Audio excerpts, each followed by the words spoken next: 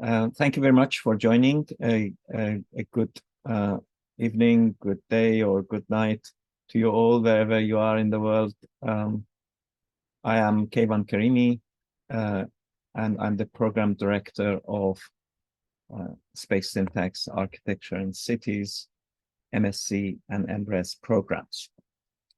Today, we have this program introduction and Q&A session. So I present, all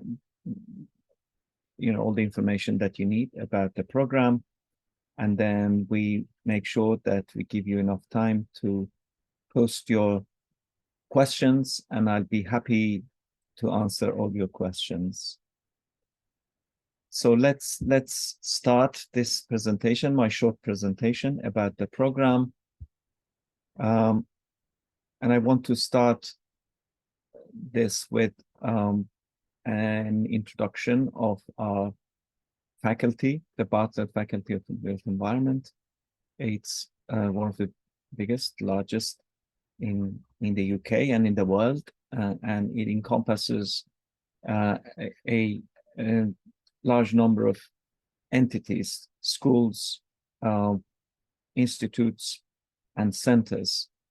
And all these entities are renowned internationally, and they do really interesting things.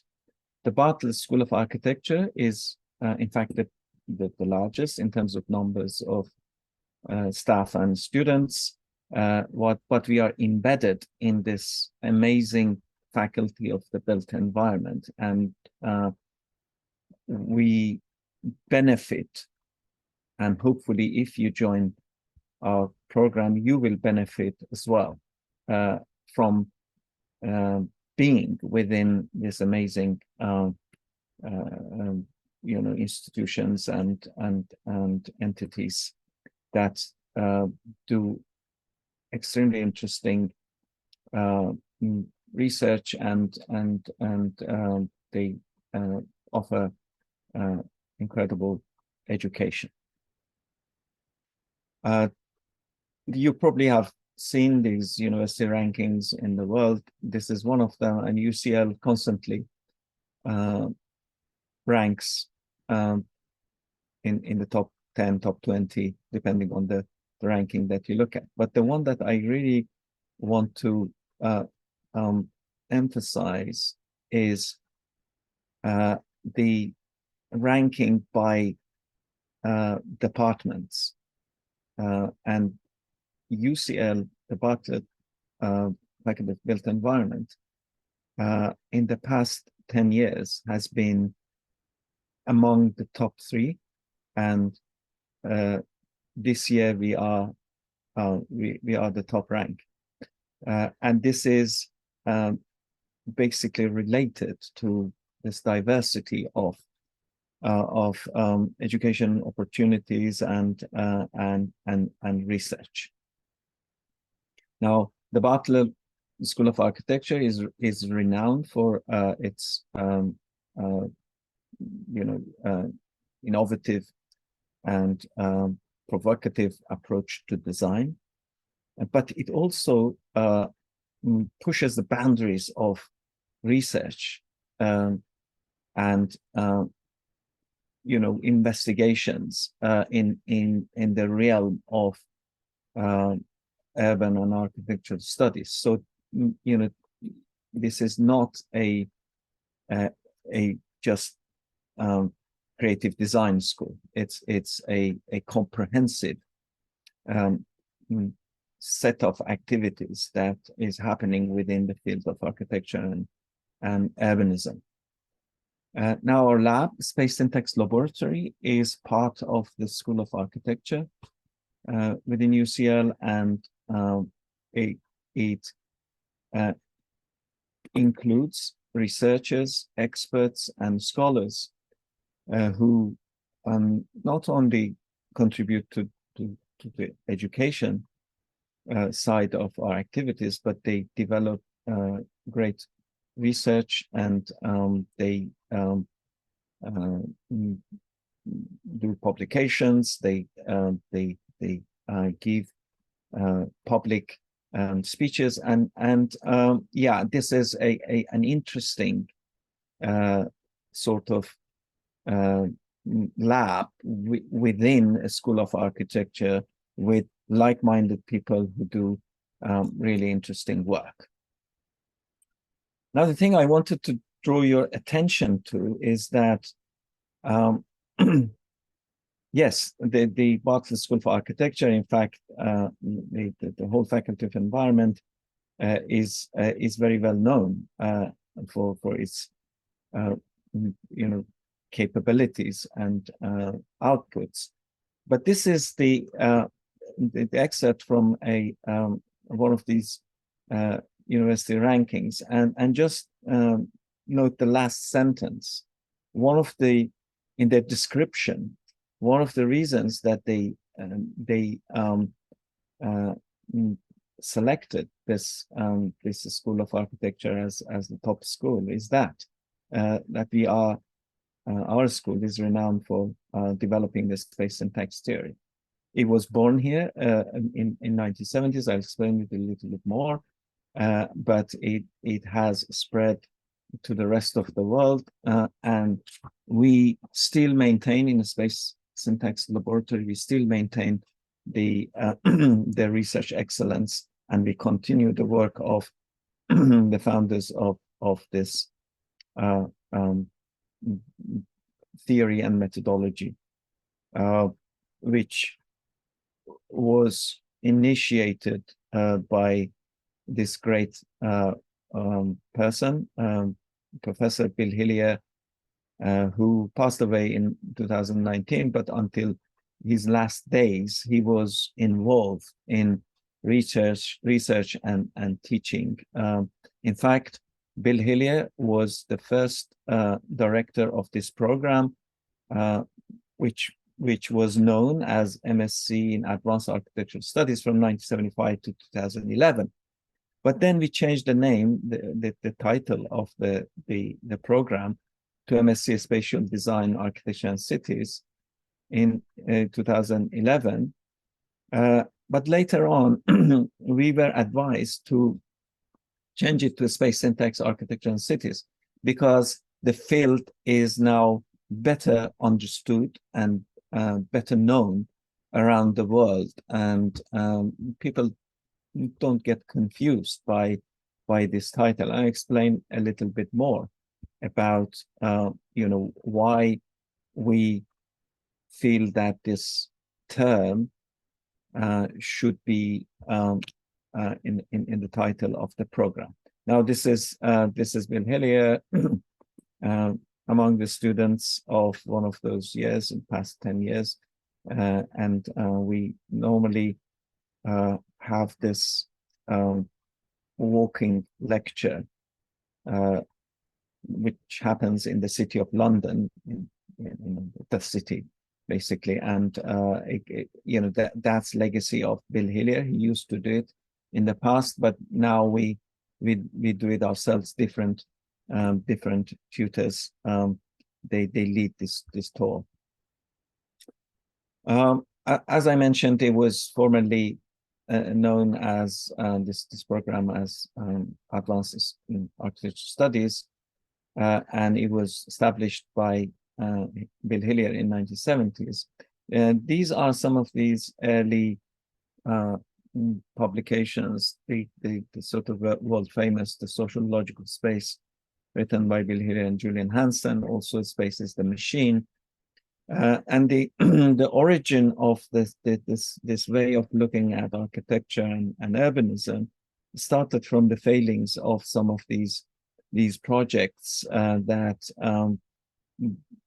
were built after the Second World War in the UK and other parts of the world, and they have this fundamental question: if the space and the way we design the space, the architectural space and urban space, would have an influence or direct relationship with social interactions and people's activities and behavior. So that the term sociological space explains this if you like, the framework of theories, methods, and tools that we call space syntax. Now, I have to clarify that when we say this program is space syntax, architecture, and cities, it's not about a niche theory or niche set of methods and tools. It's very comprehensive and very diverse. In fact, one of the most multidisciplinary programs that you can find in UCL and perhaps in the rest of the world. So this is the fundamental question that I mentioned. You know, could space really cause social problems, or in other words, could social interactions and certain type of social problems embed themselves in certain types of design and spatial layout? And the more they researched it, or we researched it, we realized that this is the case. This is strongly the case. So the program provides a stimulating program focused on the research and analysis of buildings and cities and patterns of space inhabited by individuals, communities, and organizations. And we want to carry on with design and planning initiatives which are based on this deep research and evidence that is produced by this research to inform the design and planning in our cities and buildings. Now, an important characteristic of this program is that instead of confining architecture to the sole role of designing iconic buildings, pretty buildings, and you know, confine the city to economic development and policy as it is customary in planning studies, our program takes a combined theoretical and analytical approach to architecture, urban design, and planning. We are not dividing the realm of built environment into these silos, and we would like to construct and improve public realm within and without, within and outside the buildings, and a better condition for people who live in our cities and live in our buildings. We constantly aim to maintain a relevance to the contemporary world challenges by taking a multidisciplinary approach to various fields of research and design, such as analytical and evidence-based design, sustainable urbanism, social inclusion and exclusion, informal settlements, architectural computation or urban computation, spatial cognition, physical and immaterial dimensions of social networks, and other fields, if you like.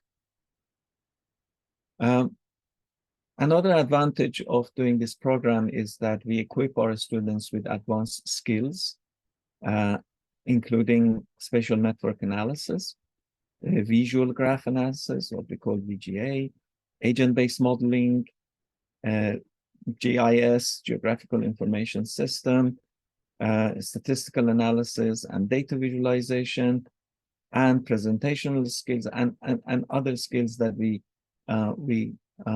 give to our students, so we can enhance their employability in future and enhance their capability for doing better design and better research in future. A bit of explanation about the difference between MRes and MSc program. Both of these programs are 1 year full-time master's program. And to understand what they are about, I need to explain something about the PhD programs. PhD programs at UK universities and you know, at our school is basically about doing intensive research for at least 3 years. There are some small elements of transferable skills and research skills that you learn during this process, but the focus is doing intensive research for quite a long time.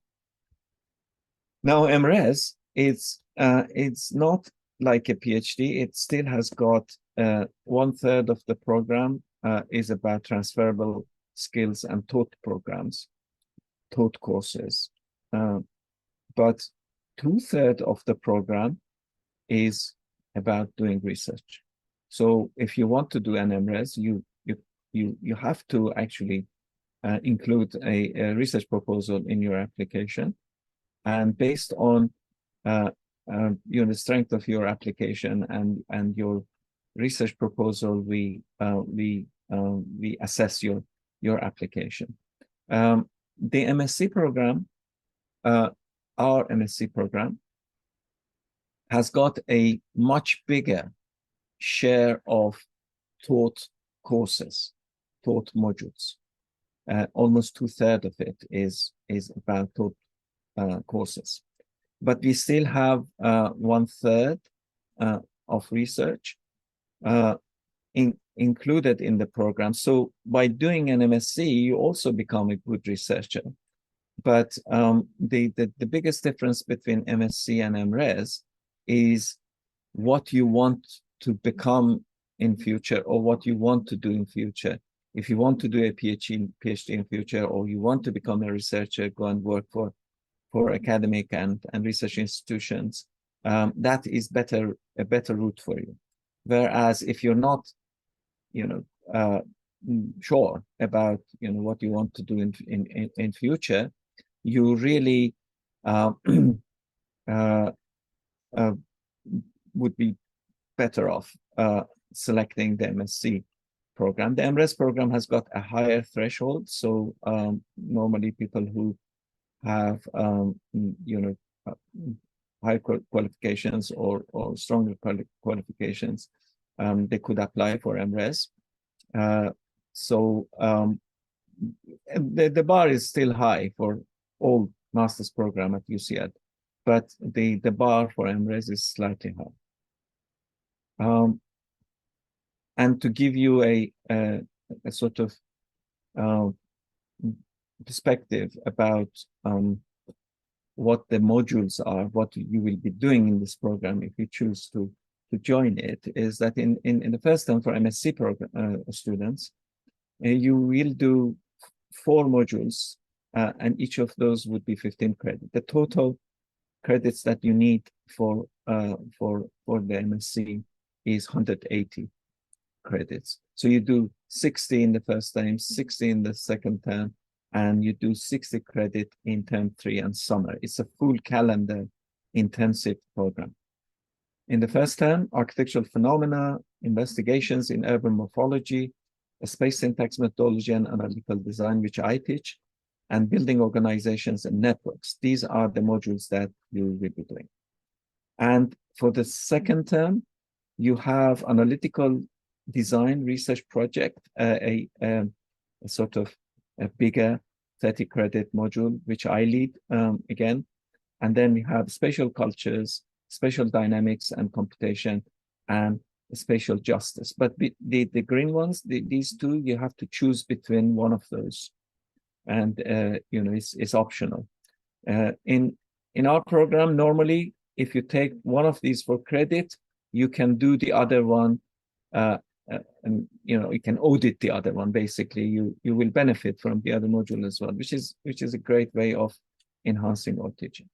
And from March, April onward, the students will be working on their dissertations, and there is a good plan to put them on course for doing a dissertation. You will be working with supervisors, designated supervisors, and the output of your program would be this really interesting document, a dissertation that would enhance your chances of future career, academic career or professional career. As I said, in term 2, you have the option of choosing between these two. So I already explained that. And the MRes program is it's similar actually in terms of the modules that you will be doing. So we will have investigations in urban morphology as compulsory, but you can choose between building organization networks and architectural phenomena and audit the other one. And then in the second term, you do a spatial justice, spatial culture, and then you choose between one of these, spatial justice and spatial dynamics and computation.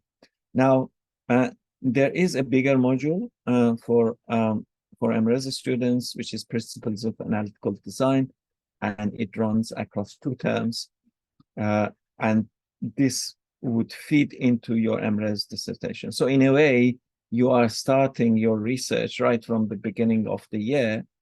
And when you're working on your MRes dissertation, which is a much bigger, if you like,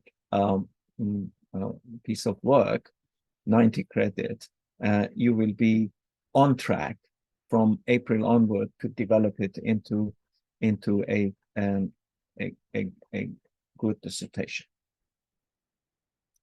Yes, these are the optional modules that you can choose, and normally you discuss with me, with the program director, about what is the best route for you. This depends on your research interests.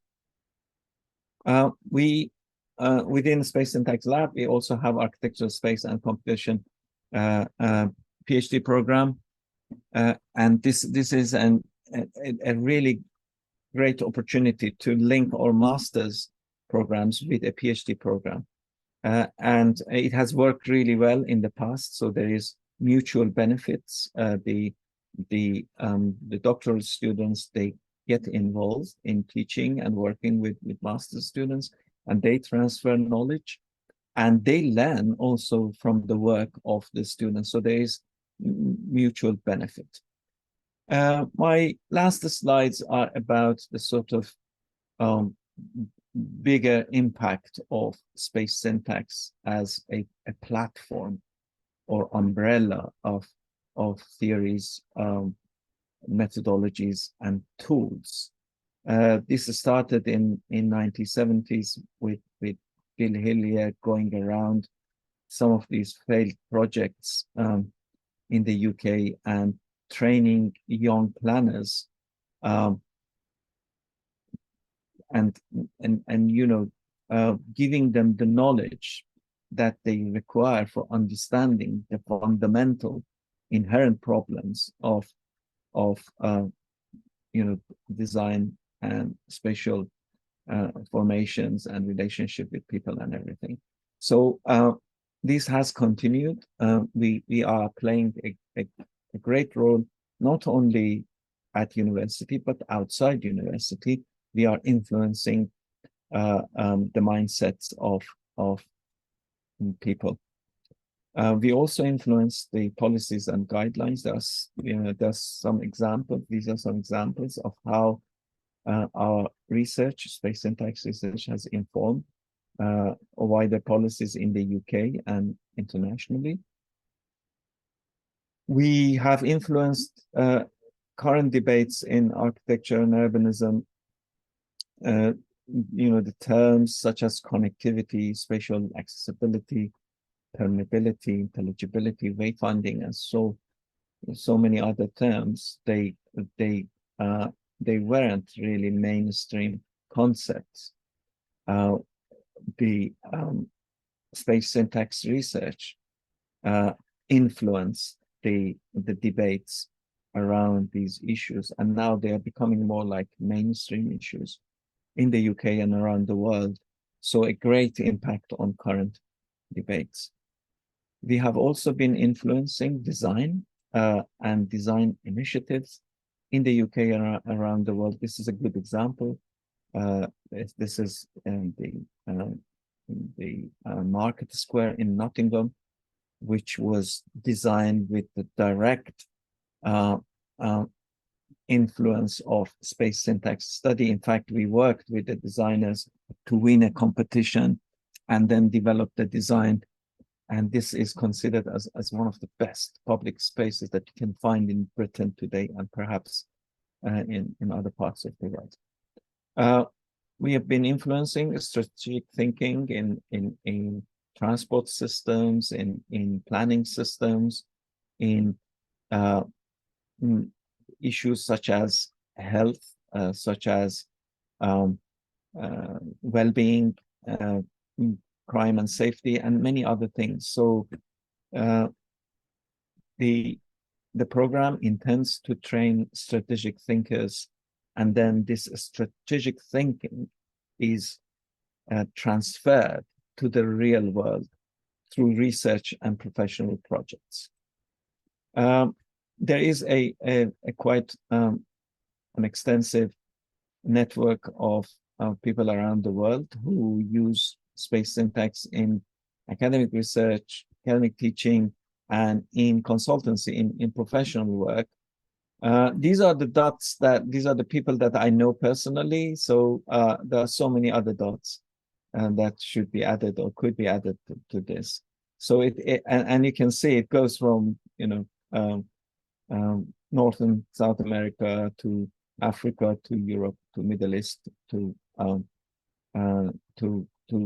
Asia and East Asia, Australia.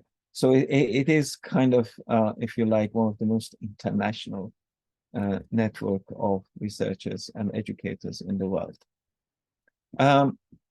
There are associated practices that clearly have ties with our program. One of them is Space Syntax Limited, which was founded by Bill Hillier and Alan Penn and Julian Hansen. I am also involved. I'm a director of this Space Syntax Limited company, and it is about transferring knowledge, research, and informing the real world projects. You can have a look at the website. I mean, it's easy. You just can Google it. And the extent of the projects all over the world is really, really impressive. There are other firms in the UK and outside UK that are associated with us through individuals and through partnerships, working on projects and so on. This is what you probably know Foster and Partners, and these are my students. We had an event at their office, and they presented their recent projects and research activities. So hopefully, if you join the program, you get a chance to visit their office and perhaps similar offices. Future career opportunities, if there is a question about it, if your background is urban architectural design and planning, the program will give you strength and skills that you can go and work for world-renowned offices of architecture, planning, design.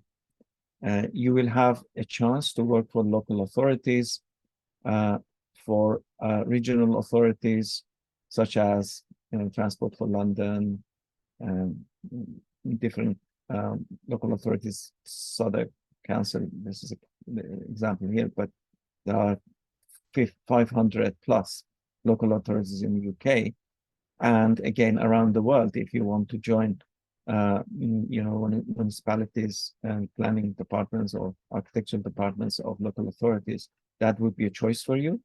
The other choice of employment is universities and academic institutions. A lot of our graduates, they prefer an academic route, either directly or doing further studies. Getting a PhD degree would enhance it. But many of our MRes students, they have been, or even MSc students, they have been active in academic institutions and universities. And finally, you will have an opportunity to work with private developers, investors, and so on. With the knowledge and skills that you learn in this program, you could really contribute to a various range of projects, real estate projects, from small buildings to large master plans and you know really large projects in the world. So this is a sort of future career opportunities that you can get. A bit about myself. I'm director of these two programs.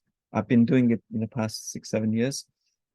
So I'm quite experienced in doing this job, but I also teach on the program heavily, and I'm also director of Space Syntax Limited, which enables me to transfer knowledge and expertise between these two entities. The company is quite small, but I get to work on professional, real projects with my colleagues, and then I can bring it into my teaching and inform my students about what is happening outside the academic reality. A little bit about our tutors, an incredible group of people. You can Google them: Professor Laura Won, Professor of Urban Forms and Society, Professor Sophia Sara, a Professor of Architecture, and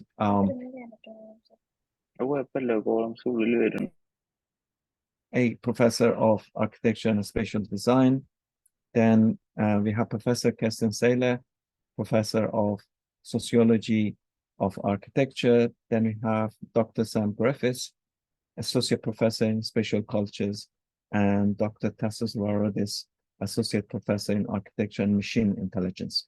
So, this is the people who teach on our program, but we have others, such as Professor Alan Penn, one of the founders of space syntax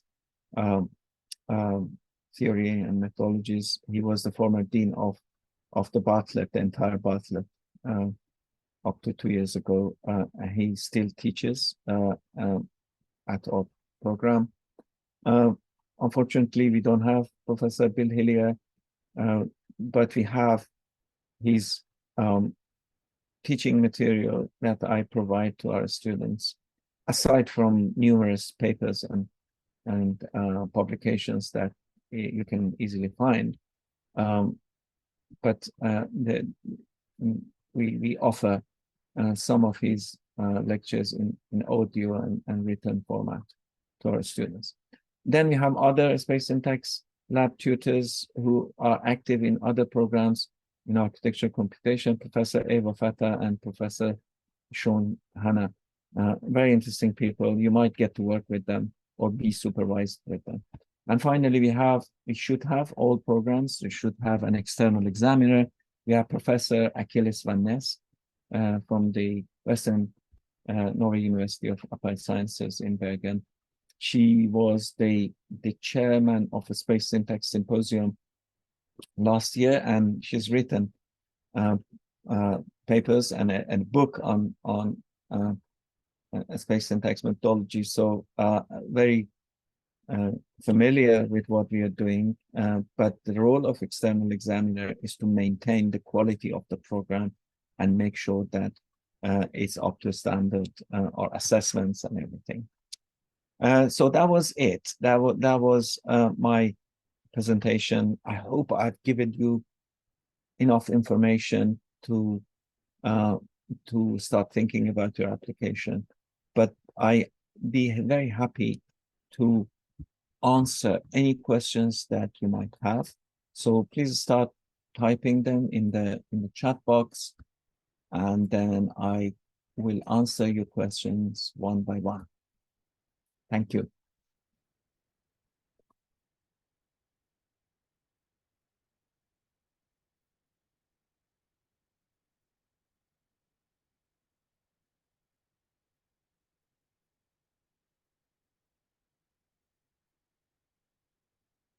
So any questions?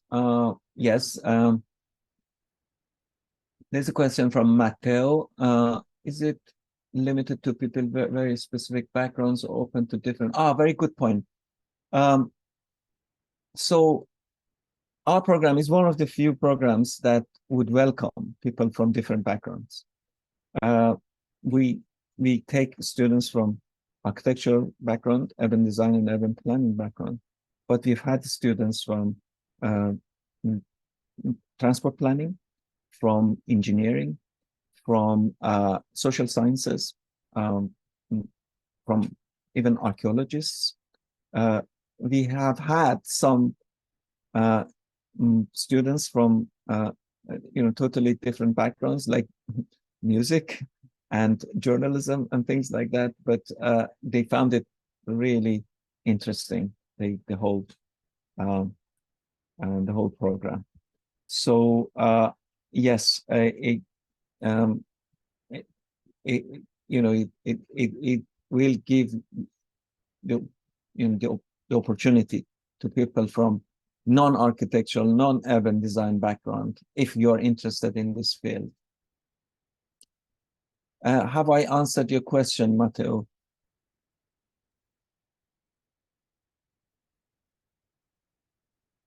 Okay, brilliant. And Janani, what themes of research proposal are expected with application for the MRes? Good question. So maybe you should look at some of the research work that me and my colleagues have been doing, Space Syntax Lab. You can easily find it. There are hundreds, thousands of papers and various research work that you can find using a space syntax or associated with the space syntax approach. But some of them I mentioned in my presentation. Anything to do with architecture and urban design, urban planning, well-being, health, transport,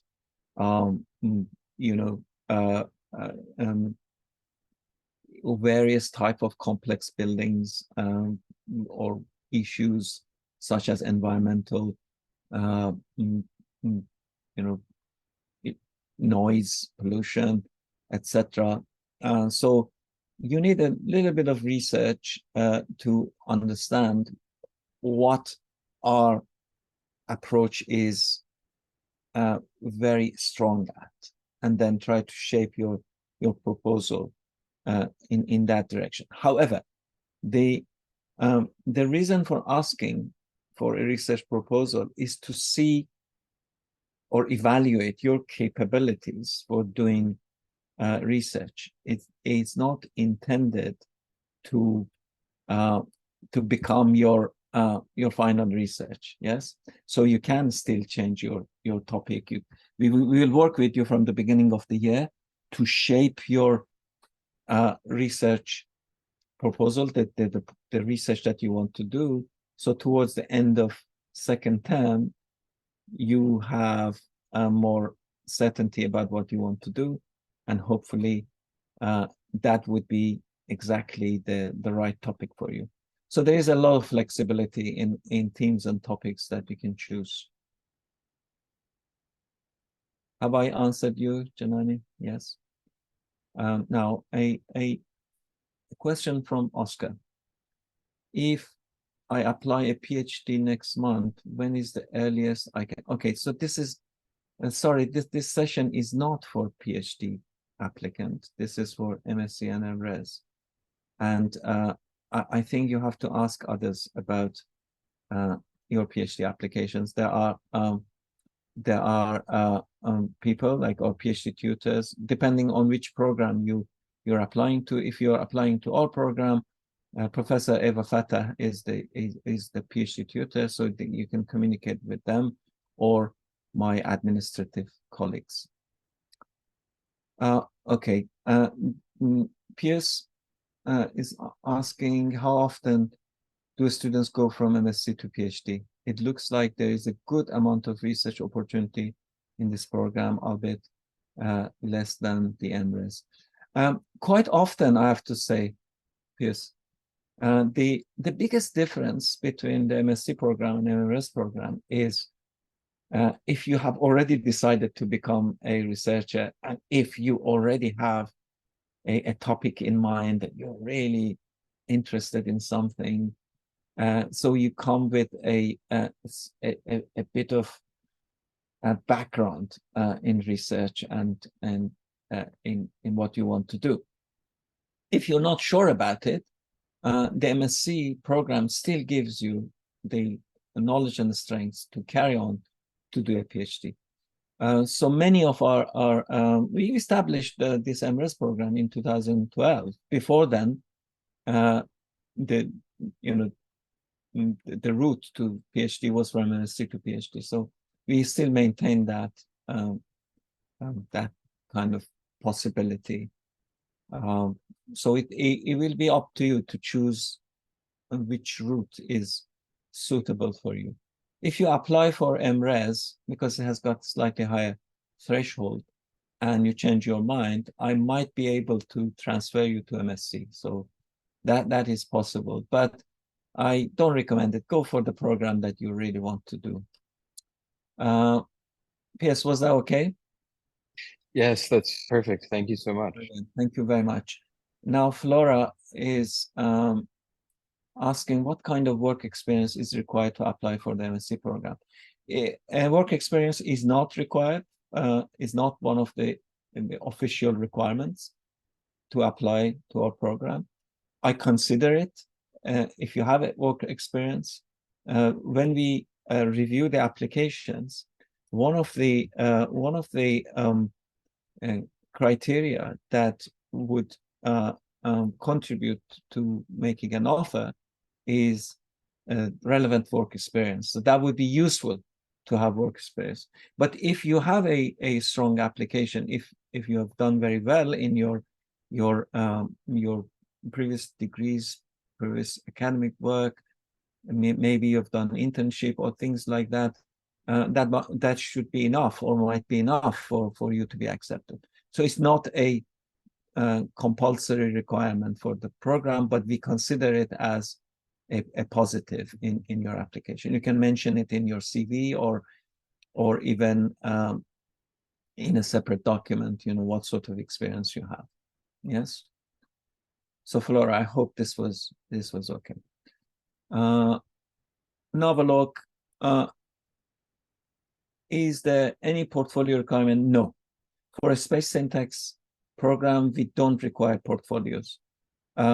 Again, if you have a portfolio which you think would be relevant to our program and would strengthen your application, I would like to see that.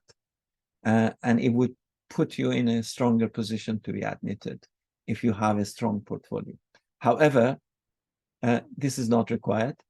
And many of our students are coming from non-architectural background. There's no way they could have a portfolio if you come from background of psychology or sociology, anthropology, in engineering and things like that. So for people who are coming from a different background, I would like to see why they want to do our program and why they want to kind of move in this direction. This is important for me to make a decision. But again, a portfolio is not a compulsory requirement. Have a look. Now, Roxanne. So in terms of breakdown, how many spots are in the MSc and MRes? And how many are filled roughly per year? Okay, so the target for our program, which we should not exceed, is between 20 and 24. I prefer to keep it around 20 because it would give us a better cohort size. But if I see really good applications and if I can stretch it towards a bit more, I would do that, yes. And normally we meet our target, yes. So it's around 20 to 24 for MSc. For MRes, it varies. It's between 2 and 8. And I don't limit it. I prefer to see more applications, and if these applications are strong enough, I would go above the sort of a minimum threshold, which is 2. So there's a bit of flexibility for the MRes program.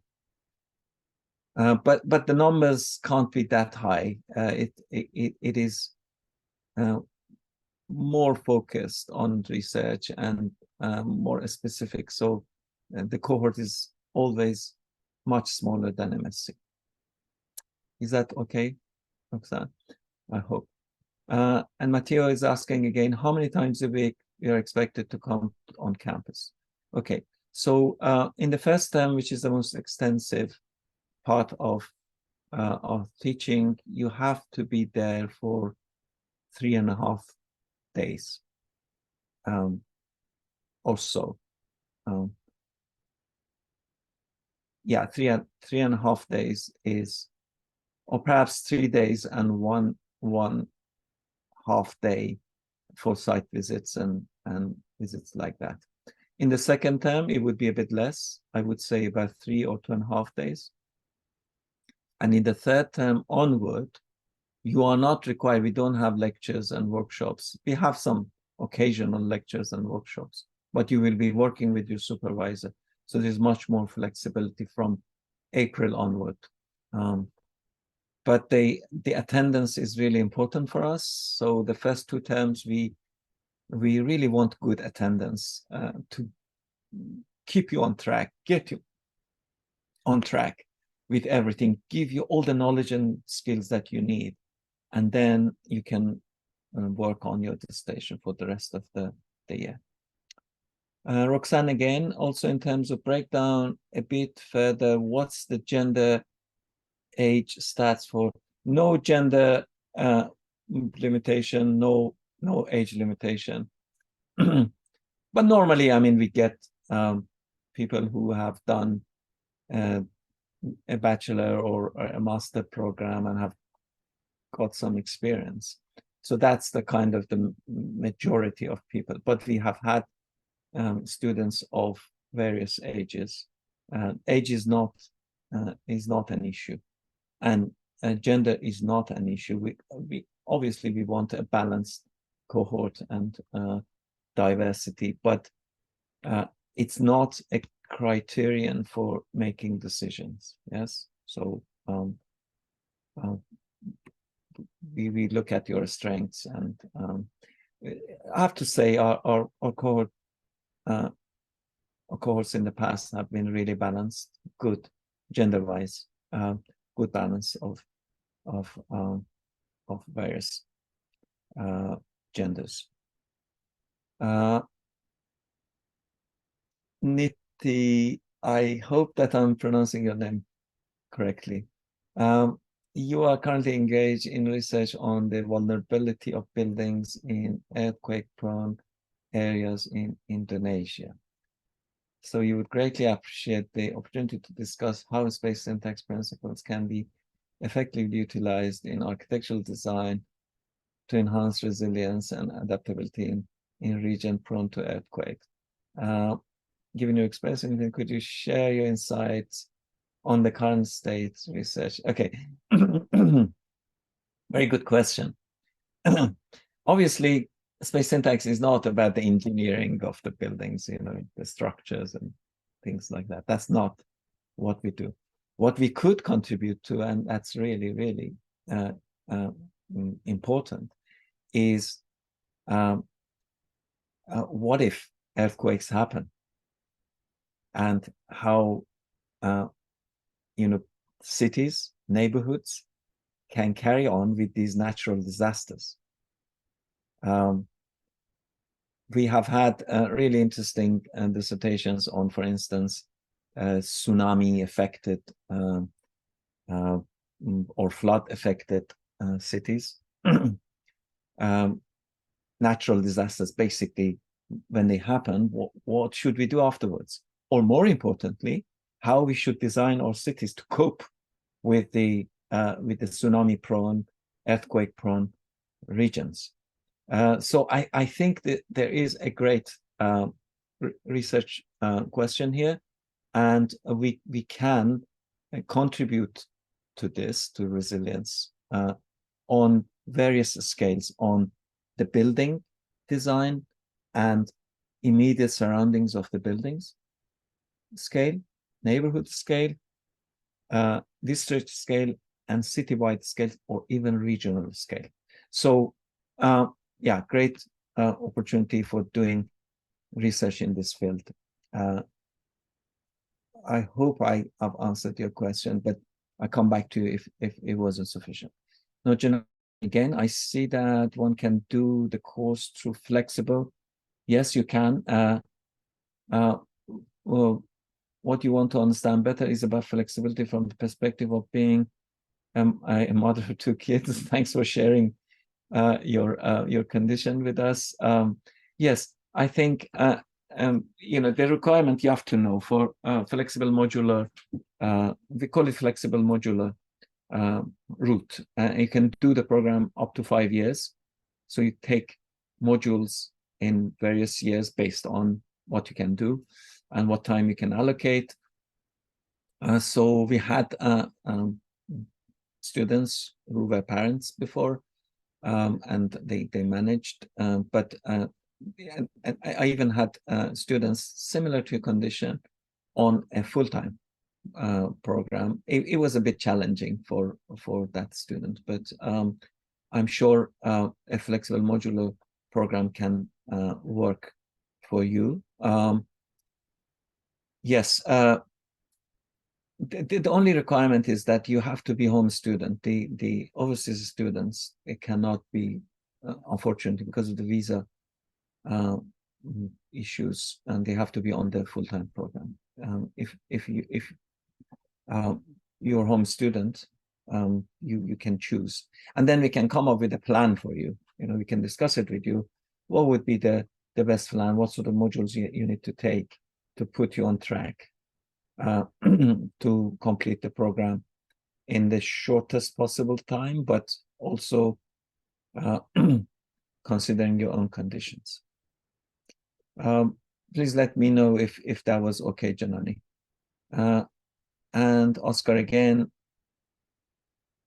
you're asking about PhDs. I'm sorry, Oscar, this is not about a PhD application. This is okay, so this was already done. Let me see if there are any other questions.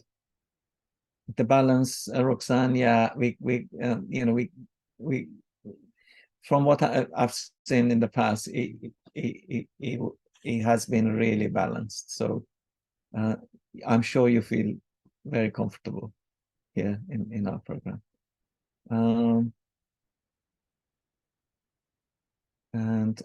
Okay, Flora, how is the space syntax MSc course different from MSc in urban spatial sciences? Okay, so that's a good question. I mean, the MSc in urban spatial sciences, as the term suggests, that the title suggests, their focus is more on the spatial science, analytics of urban systems, and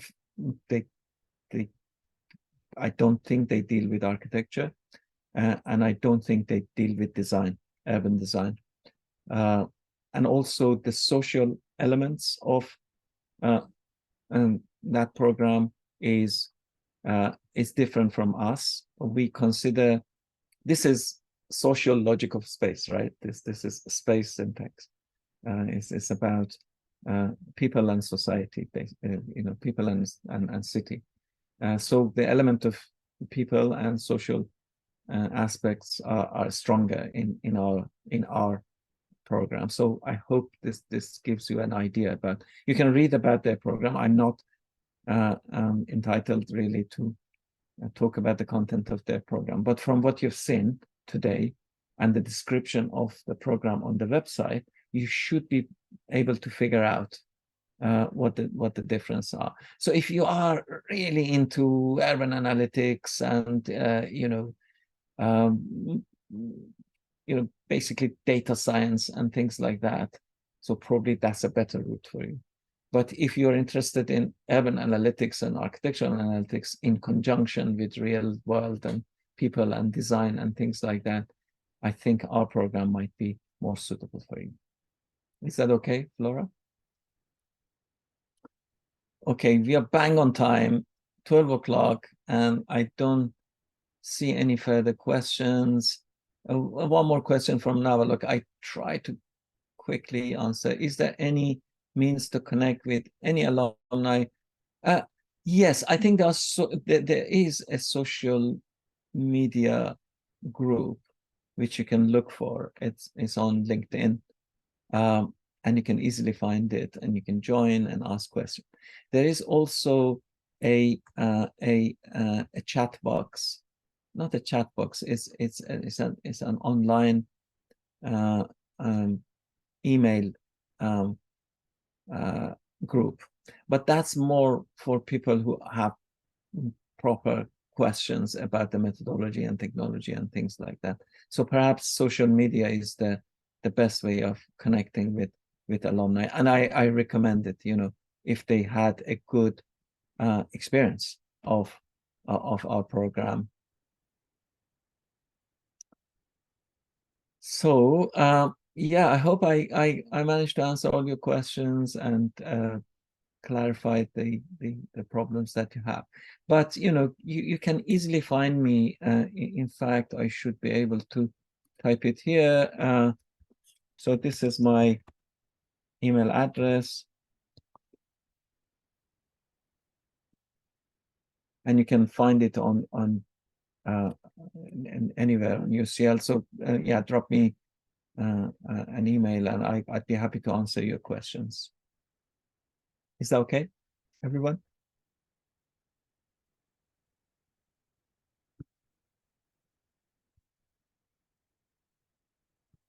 Okay, that's brilliant, and I hope to see some of your applications in future. Thank you very much.